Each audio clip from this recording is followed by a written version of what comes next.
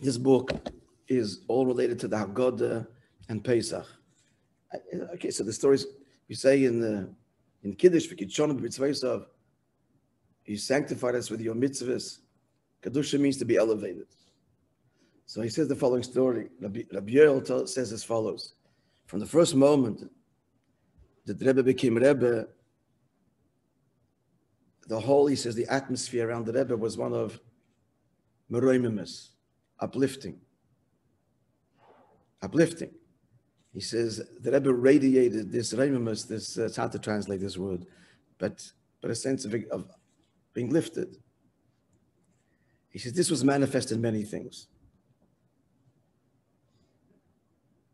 And the Rebbe's approach to everything was to be elevated, not to, in Yiddish Parkazach, not to stir the unsavory, the negative, but rather, like Chassidic says, sur mira, forget about the ra.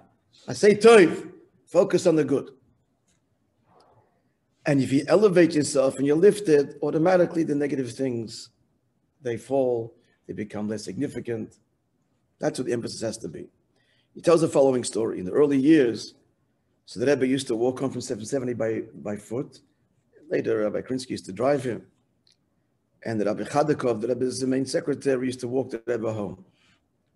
And if it was a night of Yechidus, which could finish in the early hours of the morning, 4, 5, 6, 7 even, so Rabbi Chadakov would remain in his office, and then he would walk the Rebbe home.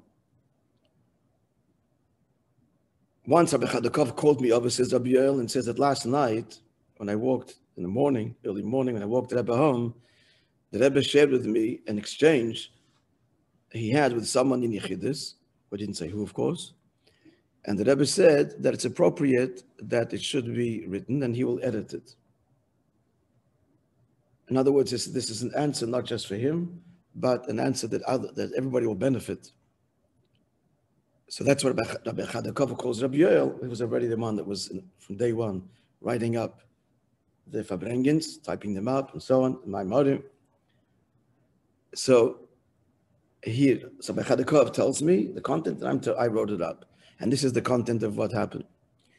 This Jew was a chassid, obviously, in Yechidus, tells the Rebbe like this. He complained that every good thing that he does, he ruins it with his personal agenda. There's nothing is, just by the way, I remember hearing as a bocher, I don't know if this ever happened, they tell a story, there was a bocher in Yechidus, and he said to the Rebbe that he's just, I don't mean it. I don't mean it. And this is what I say to you, that I don't mean it. I don't mean that either. And that's what I'm saying, that I don't mean that, I don't mean it. And he kept on saying it until he fainted. That's what they tell the story, if it happened or not. Similar kind of story here. And that he says, so everything is an agenda, whatever it is, the other one sees, he feels good. There's always, it just lacks sincerity and purity. There's always the awareness of how well I'm doing. There's always that little applause. Well done. It's ruining it all. So the Rebbe said to him like this. When a person is going to go into a business, he's going to make $1 million. And in addition to the $1 million profit, he's going to make the profit. It's a deal. He's also going to make 10 cents, a dime.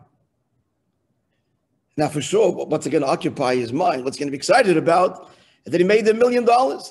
He's going to make the dime too. But it's completely insignificant. So the Rebbe says, Na'avodas Hashem, that Yid does a mitzvah, and he connects with the Eibush. Mitzvah means connection.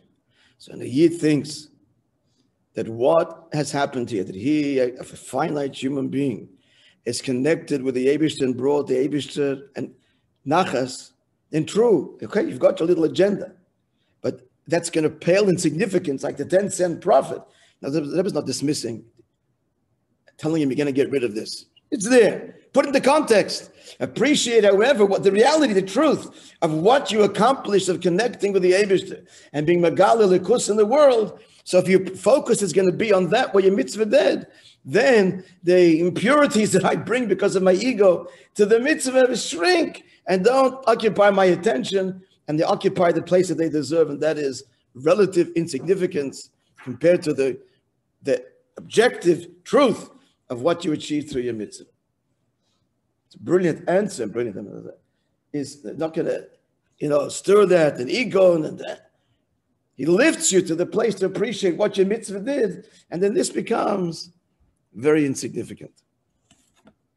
The dime profit relative to the $1 million. Okay, my friends, a wonderful day. Yeshua Koyach.